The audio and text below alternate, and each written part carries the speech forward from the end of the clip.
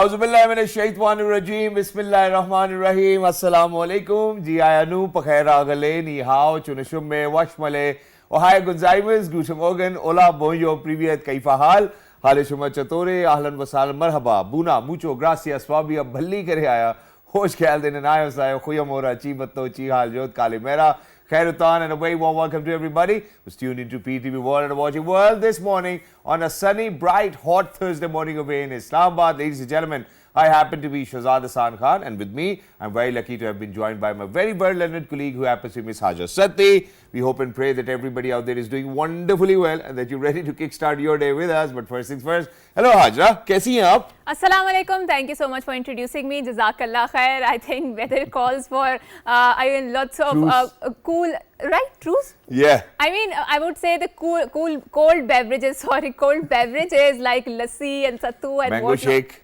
Yeah, I mean, so that gives you a lot of energy, yes, True. Of course. But I mean, if you want to just have that coolness, I think let's go for the cold beverages like lassi and like sattu, because they give a lot of coolness inside your body, right? That's true as well. And I think people who are selling these cold beverages at their season, I mean, this is sort of the season that it is here in Islamabad. It's giving them enough of the money to survive and have a good outcome out of that. True. But having said so, Shahzad, I believe you do have something to share, particularly when it comes to waste management and its impact on the climate change, because nature is very fragile and our reckless attitude towards it is very damaging. Exactly. Thank you so much, Hajra, for letting me, kind of share this insight with everybody who's out there. So we do remember that, how we have done shows where we have actually kind of shared some significant research articles where we have established that, that microplastics are now even found in newborn babies. Now, that's something which was really unfortunate for us to kind of know. And even the clouds too. Exactly, and to share with our audiences. Now, imagine that there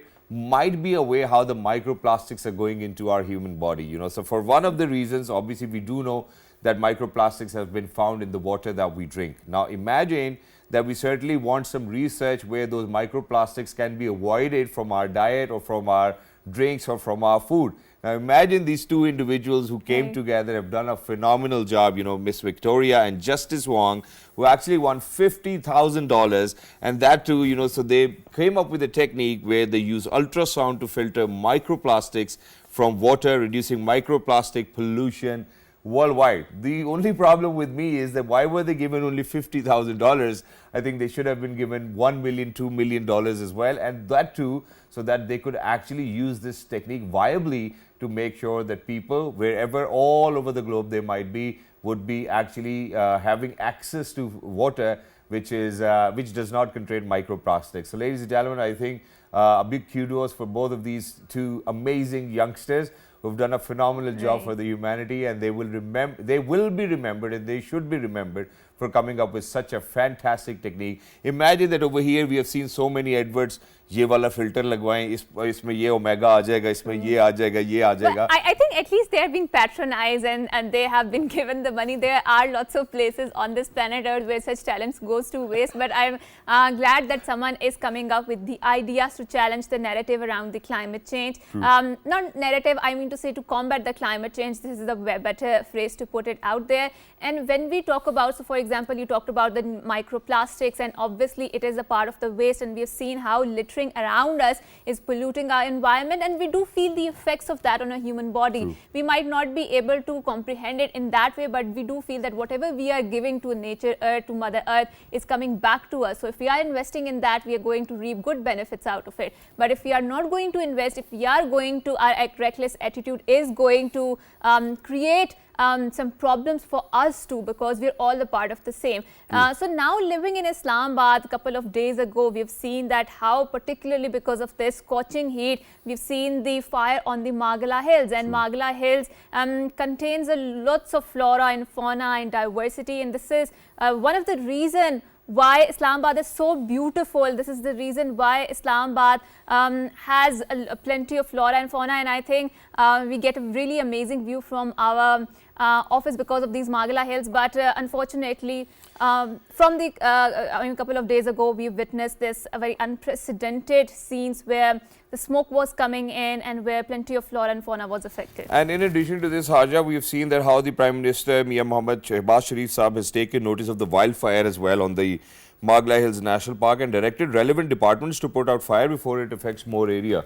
The Magla Hills today once again caught fire. You know, it's I think from yesterday as well, as Islamabad's local administration is busy with efforts to extinguish the blaze, and the fire has affected the area between Saidpur range on Trail 3, Saidpur range and Noorpur range on Trail 5 as well. So for everybody, you know, trekkers who are out there, I think this is for you to kind of update yourselves as well.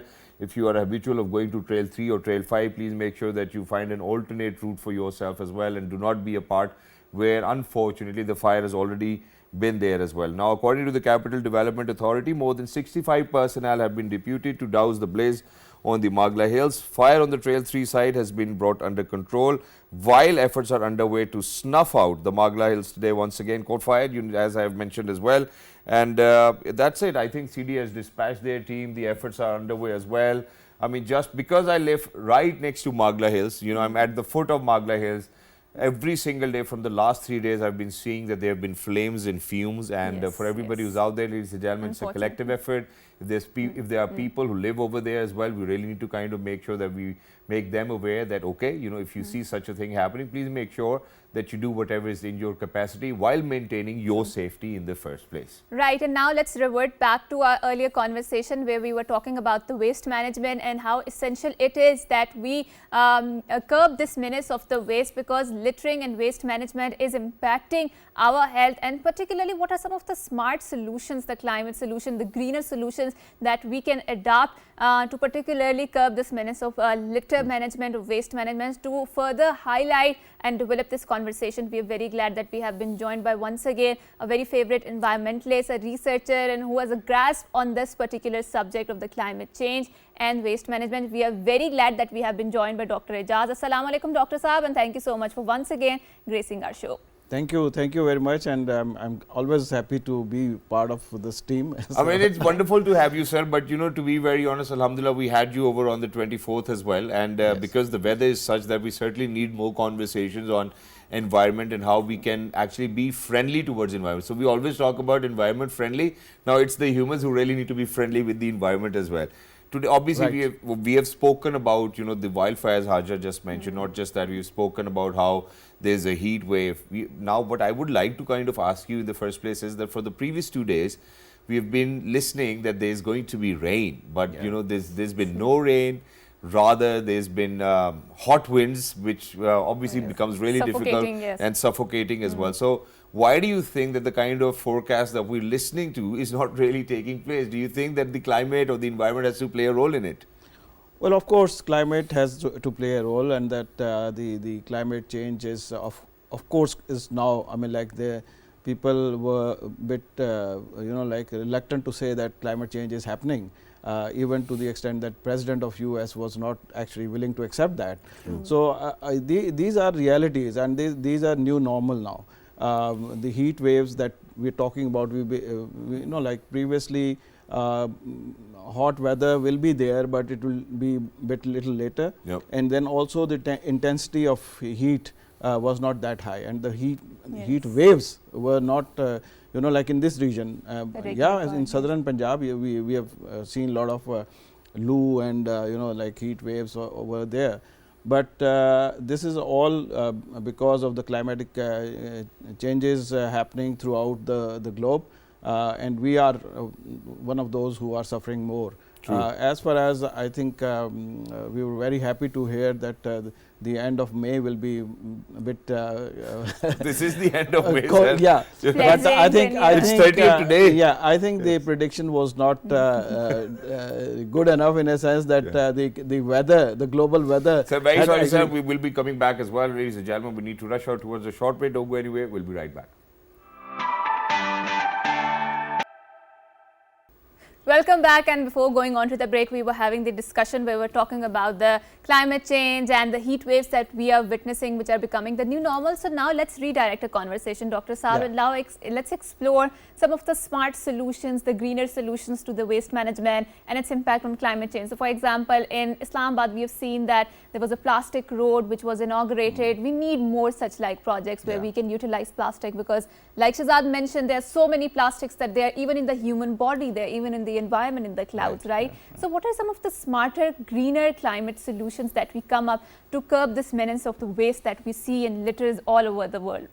Yeah, well, I think over a period of time we have seen that the waste is being considered as a resource. Okay. So waste is not a waste from that point of view, a resource for many industries as well. I have seen some of the industries which are actually making polyester fiber from these PET bottles.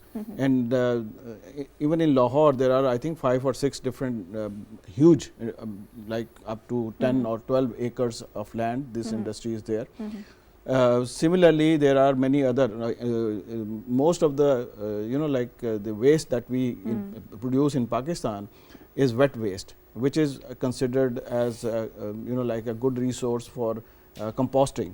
And we have seen that even in Islamabad, we have supported a student from Quaid-e-Azam University. She is now making, she is making compost organic fertilizer. From the food which is being collected, food and leaves and waste, wet waste which is collected from the university. So she is actually making compost from there. But Dr. Saab, now let's redirect it. So, I mean, there are more comprehensive mechanism to tackle the waste, to tackle the litter. So, for example, landfill site and all of these dumps. We don't have one even in Islamabad when we talk about the capital of this country, right? So, how pertinent, and all of this waste then goes into the waterways and then they go into the oceans and they affect the coral reefs, and like I talked about, the nature is very fragile and it affects the entire ecosystem. So, what are some of the solutions that you would like to advise to a government out there, people who are listening, who can tackle this waste? Because Islamabad is known for its greener beauty, right? And if we are unable to maintain that, so it's going to affect us in the longer run. Well, there are, like solution like waste to energy is one option. Biomass, then I also feel that maybe like when not producing enough waste is another strategy that we need to follow. Because there are many things which are unnecessarily being used. So I mean, like the mindset, the attitude that we actually follow, we waste everything that we have, water or like food. Even greenery, food. Plastic bag is, like we were talking about forest fires, and one of the reason could be the plastic bags also, because they quickly actually like and sir, in addition to this, I think that we really need to kind of discuss where we do not see new standard operating procedures coming in. Now imagine that Hajra, in the previous conversation that we've had, we have spoken about concrete jungles and how much water consuming they are too, right? So we have never seen that anybody has had a conversation on, okay, how we really need to build newer houses as well, whether there needs to be newer practices which needs to be introduced. Is it the lack of research or is it the lack of will that we see that is not taking a turn? Yeah, it's combination of few things. It's lack of resources, lack of research, lack of technology, lack of capacity. So this is combination of so many different things. So the same way the Bhatta is going to work. Political will. I think that is the most important thing. One government comes and start something which is very like unique, innovative, and then with the change in the government, that the whole process goes to waste, and then new process starts. Because the same way we actually get our bricks from the brick kilns as well, then obviously there's going to be reed, there's going to cement, bajri, a lot of water, that's it, keep on doing that, lenter dalo, saria dalo, and imagine that, because of all of this, we are losing a lot of resources as well, water, look at that. Right. There are, like alternate options in which, especially, like when you talk about building construction, roads, etc., but a bit expensive. But I think there is a need to look into the overall in long-term basis. We see that if there is something which is a bit expensive right at that time when you are constructing it, but in the long term it is more beneficial. So we don't consider that, because we just focus on a very short term. We don't have that kind of vision where we see that okay, if we are like investing in something for a longer period of time, it will be more environmental friendly, it will be more sustainable, and it will last longer. And it's more about our mindset as well. Now imagine that even today you go to somebody's house and auntie's like जो तुम्हारे uncle ने बेटा जब घर बनवाया था इतना मजबूत बनाया, आज तक कील नहीं अंदर जाता दीवार में. You know, so there are multiple layers of bricks as well, even though the people have actually moved on to newer practices where they are using columns now to actually kind of make sure that there is lesser brick which is being used. Now over here in Islamabad, we have seen that there is some sort of dedication towards using plastic, you know, where we spoke about the plastic road as well. I think 10 tons of plastic was used. Yes. It's over here, right around our office. Not just that, you know, they're making benches out of plastic as Yes, well. yeah. And they're all over Islamabad. Do you think that the reduction towards pollution or plastic pollution itself can actually heal the planet? Do you think that the world nations need to come together, the political will, you've spoken about it, because imagine that there are a few protocols which the most developed countries haven't even signed and they do not abide by it because they really want to, you know, kind of move on with industrialization and whatever damage it will do towards the climate change. I think we need to see the things in a more integrated ways. Okay. Maybe there are, you know, like solutions to look into this aspect in more comprehensive way instead of, you know, like isolating one thing. There are many things that we need to do. We need to see our consumption pattern. We need to see our livelihood. True. We need to look into the building codes, the policy. You know, like we're talking about the bricks, but there are some options available where you can use environmental friendly material. Even the orientation of house. You talk about water conservation. We don't have much of you know, like facilities related to rainwater harvesting. Okay. Whereas when we talk about Islamabad, we get a lot of rain in Islamabad, but most of the time the water is actually wasted. Yeah. So I think there are options, there are technologies available, but unfortunately those who are at the helm of affair, those who are making decisions, they don't consider those options. Right. And that is why we are suffering at every. We will continue to suffer, unfortunately. Is that what? How do you see it? And not really. I think that Because we're not even a contributors, you know. So we are at the Yes. helm of affairs now because of the fact that we're in that region where the climate change is having the most impact. But I think you know, but programs we need to do effort. I mean, yes, obviously we are not a major global contributor, but it is affecting us, and I think that the gooder Exactly. approach, a better Exactly. proactive approach is to tackle it. But now let's talk about waste as a management for the resources and also as a resource for the material building, right? So do you feel that there are, I mean, when we talk about the waste management, there are ways, there are alternatives which can produce more greener and cleaner energy sources?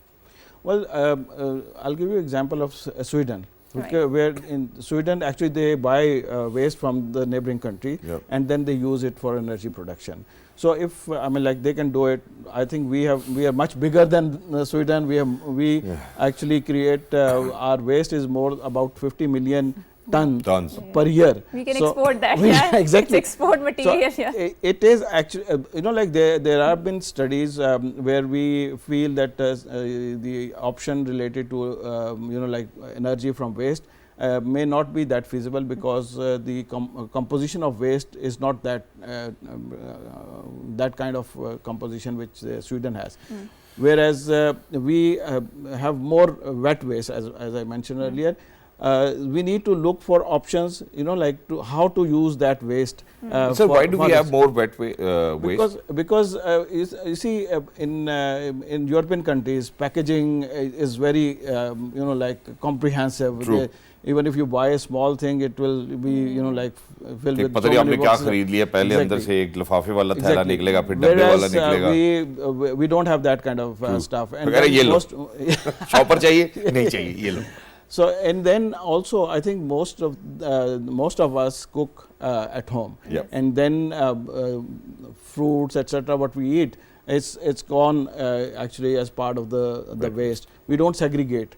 That is, Yes, I think, segregate. another Yeah. very important Important. aspect. Once you start segregating, most of the problems will be reduced. And that is what CDA and Lahore Waste Management Company, even Rawalpindi Waste Management Company, they say that if we segregate, about 70% of our waste problems will be solved. And the only place where we segregate our airports, plastic, you know, gatta or whatever, you know, so they describe if it. you see- but I've seen them going into the same trolley Exactly. again. So what's the point of segregating? I have done some research Sir. while sitting, you know, like waiting for my flight and Yeah. at the airport very recently. and I could not find any difference between one box with the other, because there's one shopping bag right underneath it as well. Yeah. I think mindset is very important, and we need to create awareness at every level. Yeah. Our kids are more sensitive as far as the waste is concerned, but I think our elders and adults are still, not considering this as one of the problem for most of the Exactly. And sir, very quickly towards the end, one last question, that is, do you think recycling can be a good business opportunities for youngsters now? Yes. Wonderful. It is, and there are we are actually helping some of the startups to actually take it as a business, and they have started doing. Thank you so much, Dr. Saab, for being with us. much. Lovely to be in conversation with you, much. ladies and gentlemen. The takeaway from this conversation is the mindset really needs to be changed. We need to prioritize it, and obviously, recycling will certainly be the business to be, or the business to be in, ladies and gentlemen. We have had a lot of youngsters in days to come. We will have youngsters who are actually recycling heroes as well, and how are they doing it. We will make sure that, that we certainly plan a program with them. Our producer, Asnan Ahmed, we are going to request you to do that for us as well. With that, ladies and gentlemen, we're going to head out towards a short break. Once you guys will come back, when we say that, okay, it's the business to be in, there are people who are creating opportunities for themselves. How are they doing it? I think let's have such a conversation, that too, on a sunny, warm Thursday morning. Good morning. Good morning.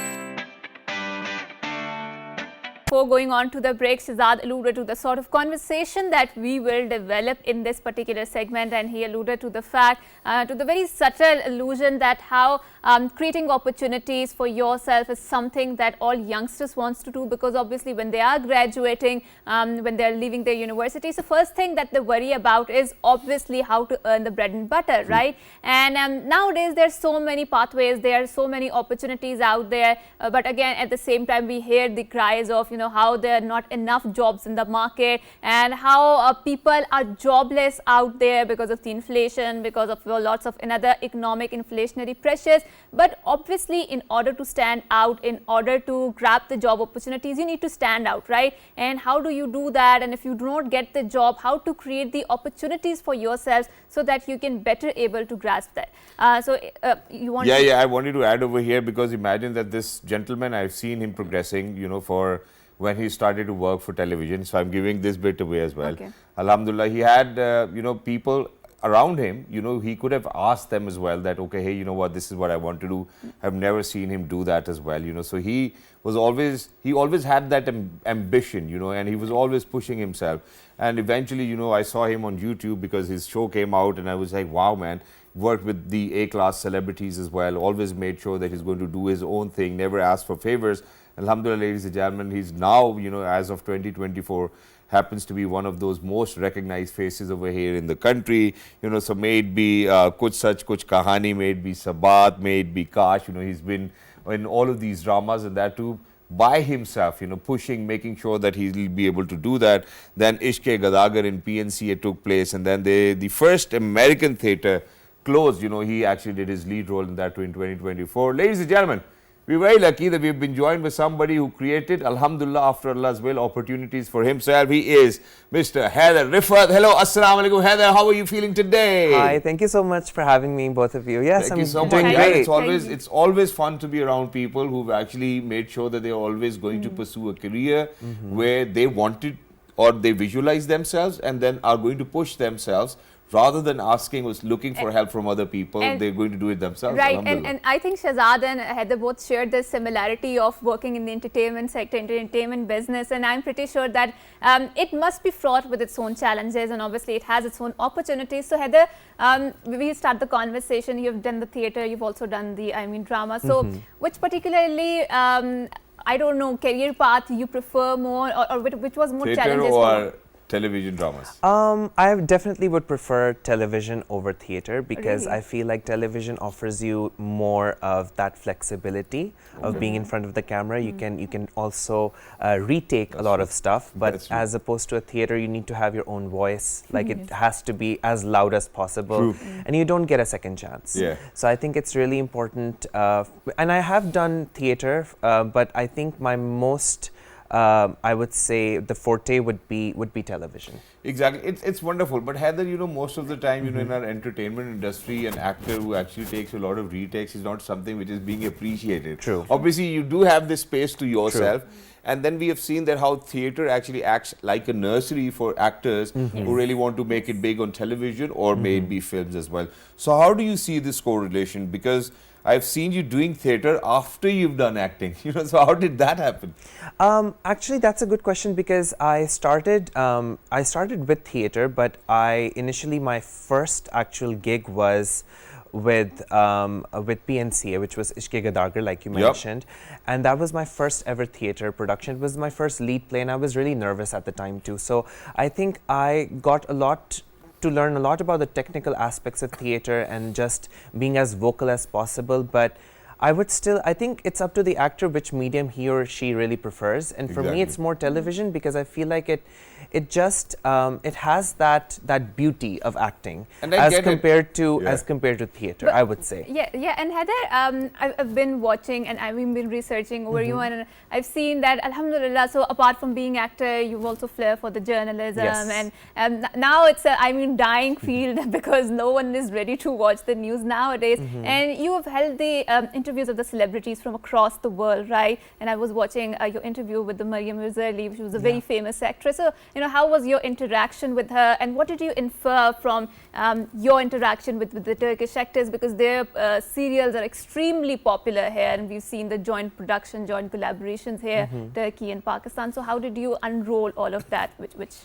Maryam's interview was definitely an interesting one because she's a Turkish actress and she has obviously has a huge following here in Pakistan too.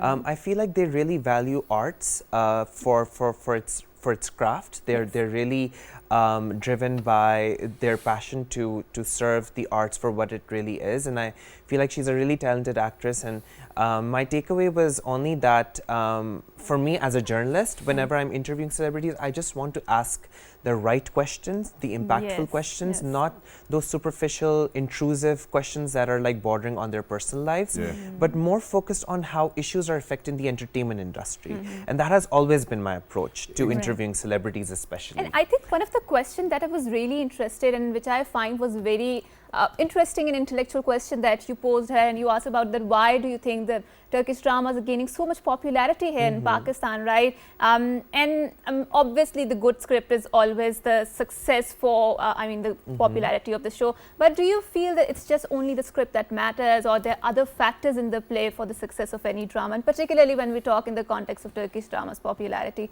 because Maryam Uzerli, I think a lot of people know her, but she's also known for her role as Hurram in Magnificent Century, right? Yeah, definitely. I feel like the script is the heart of the show. Okay. I have always said that, and I feel like unfortunately we have commercialized scripts so much to the point that they are losing their focus on arts for what it really is.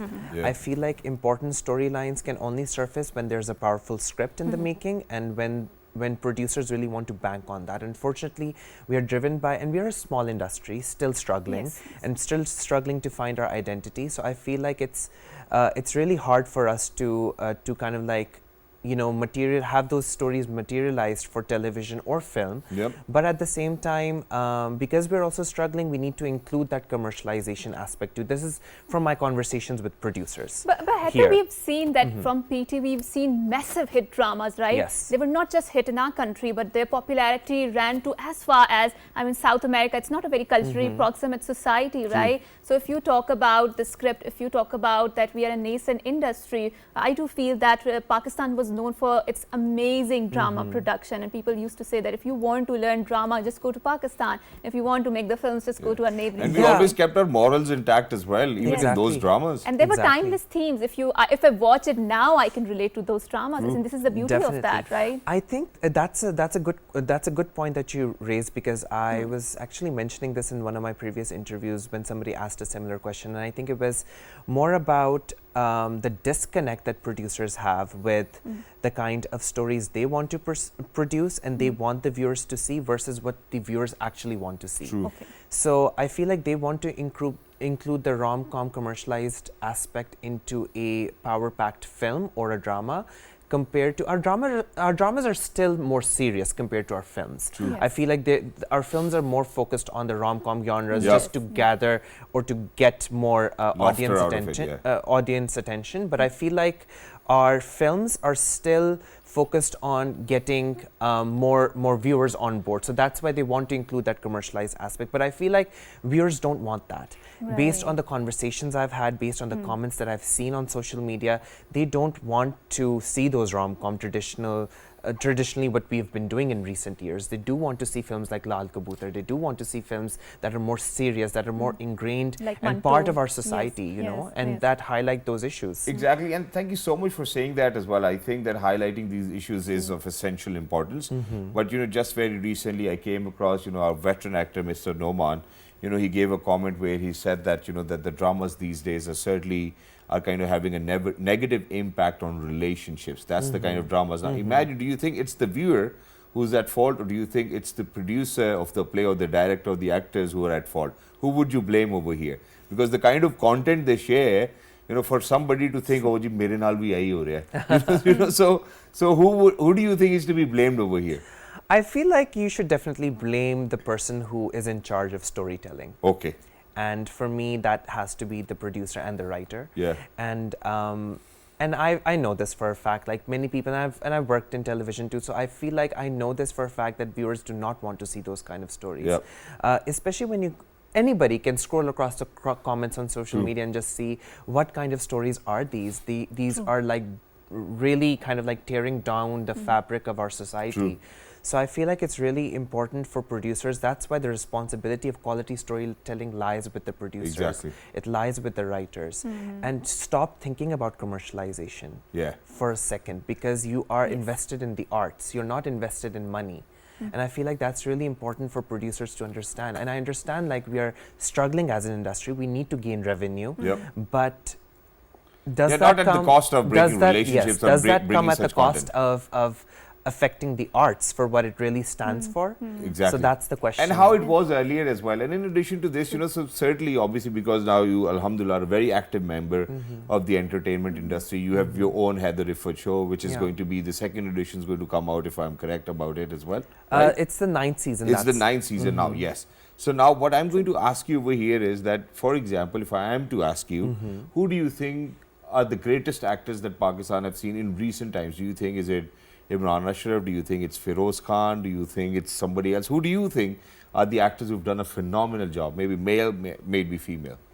I feel like Bilal Abbas Khan is doing a great job. Yep. I feel like he has a lot of versatility in him as an actor. I haven't seen much of Feroz Khan's work, if I'm honest with you. I have seen Imran Ashraf's work, and I really admire him too. Yep. I feel like actors are doing a great job, but like unfortunately they have to steer the narrative that they're being told to act upon. Right? But because we learn at job, that's what the problem is at times, that that you do not really get to pay attention to detail. Now for you as an actor, the sole reason why I asked you this question was that you as an actor, how do you always make sure that, okay, that these are my lines, this is what I'm supposed to look like on camera, this should be my reaction. How do you do it yourself, that, okay, or is it just in your mind? Does it really need to be on your face? How do you do it yourself? So I feel like it's really important for me to memorize the lines by heart and knowing the scene inside out. Okay. And also I have become a director's actor. Really? Because I कि हम feel तो ऐसे like, कर लो. yeah, because I feel like that's Heather. important, because that's their vision. Yep. And you need to bring the vision of a director to life. And I feel like keeping it as natural as possible is really important. I don't actually care about how I this is look on something screen, which I never get. because I feel like I'm trying to tell a story. Yeah. Right. You know, and I'm not trying to look good on screen. I'm trying to play the character. Yeah. And based on the demands of the character, I need to bring that to life on Yeah. screen. And for that, looks don't matter to me. And I think Heather highlighted a very important point, and I would like to build the conversation further, because you were talking about, we need to stop looking at the commercial aspect of the drama production or the film production, and we need to focus more on having more creative liberties when it comes to exercising or practicing arts. So Heather, apart from the broadcast medium, we've seen that there are lots of digital platforms that have sprung up, right? OTT platforms, streaming platforms, and not just that, just YouTube. So do you feel with the I don't know how to put it in a better words, but, with the advent of all of these digital platforms, maybe our drama production or our script writing will improve or is going to improve, because we've seen that there are some amazing Pakistani masterpieces that have been produced on these OTT platforms, right? I'm forgetting the name of that, in which Sarwat Gilani acted, related to Chudele, something like Chudels, that. yes. Right, and that was an amazing, show. Yes. With that, do you feel that the competition might improve, or we might revert to that golden age of PTV dramas where there was amazing storytelling and they were projecting and documenting the problems of the third world countries, and that is why they were so famous across the world? Yeah, I was actually going to bring Sarwat Gilani because I've interviewed her multiple times and I did ask her this question, and I think part of the reason why I feel like as a journalist like she moved to those independent platforms is because of the lack of quality of storytelling that she wasn't seeing or experiencing on television, which is why she changed her path. So I feel like definitely the independent platforms offer more liberty, more creative freedom, more independence, and I feel like creative artists, whoever they may be, if they're wise enough, they would move or shift towards and is that that a sustainable model, in terms of money production? Because at the end of the day, you also need money to survive. At the end of the day, it's also the story which sells, Yeah. and it's up to the producers to know whether it will work or not, and producers don't even know that until the product is out. Yes. Right? Producers might not even know about the story too as well. Exactly. This is most of the time Exactly. the case. So you have to see how it works. Exactly. So best of luck to you, Thank for you your so future much. endeavors as Thank well. you But so very quickly towards the end, what do you think your fans, your followers, your listeners can expect from the Heather Riffett Show Season 9? Season 9, yeah. So thank you for bringing that up. Actually, so I launched Pakistan's first web talk show since 2016. I have been doing it for 9 years now. And I had the cancer center researcher at the University of Hawaii, where I talked about CAR T-cell therapy. So for this season, I'm featuring periodic interviews with special guests who are experts in all kinds of fields. So I don't want to limit my show to one particular celebrity or journalist or politician, but I want to interview everybody. So let's see whatever interesting stories come up. Yeah, so if you need an expert on relationships, do let us know. I Will think do. I can help you as well. Of course. If Of there's, course. and if you really need, I think this is something which I really need to say today as well. But if you really need somebody who can actually guide you about the geopolitical situation, I think Haja can be a great guest on that as well. And she's got some great research. I used to be, but I think now my interest has moved away to philosophy, so I Or don't probably take books as well. insight on that. But I think Heather is a very well-learned person, and Thank you so alhamdulillah, much. and I I've appreciate been it. watching him. And it's not because most of the time, as an actors, you do see that they're invested in the field, but to having sort of an investment in the current scenarios, in the political scenarios, and an intellectual upbringing, that's very rare to find nowadays. And I've also wanted to tell the audiences that his father was my teacher back at the NAS. So I don't know how is he doing now. So Heather, all the best, and my salam and best wishes to your father, Sir Riffett, also. And I think with that, we will wrap up our segment. And thank you so much, Heather, for being on our show, for having this very interesting conversation where we had a cross-pollination of ideas on the creative faculties, on the liberties when it comes to arts, and also the creeping commercialization that is badly affecting the creative artist processes. So with that, we will bid you farewell until next time. It's a goodbye and Allah Hafiz, and good morning. Have a great day. Thank you so much, Heather.